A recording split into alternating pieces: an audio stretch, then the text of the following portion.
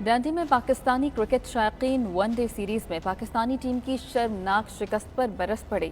England cricket team के हाथों white wash होने पर ओवरसीज पाकिस्तानीज ने ग्रीन शर्ट्स को सख्त तनकीद का निशाना बनाया। उन्होंने वज़ीर-ए-आज़म पाकिस्तान इमरान खान से क्रिकेट की साख बचाने के लिए फौरी इक़दाम का मुतालबा किया है।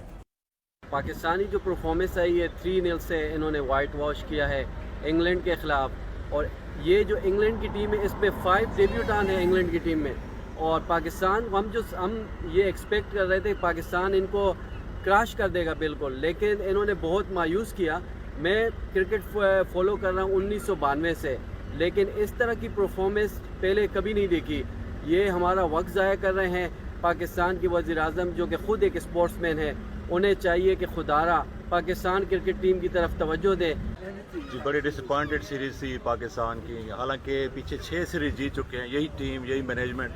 अभी हम किसको कसूरवार ठहराएं, कोई समझ नहीं आ रही। वही टीम है, सिर्फ PSL खेले हैं, उसके बाद कंडीशन डिफरेंट थी, लेकिन for as a professional player इनको मेरे ख्याल में एडजस्ट करना चाहिए था।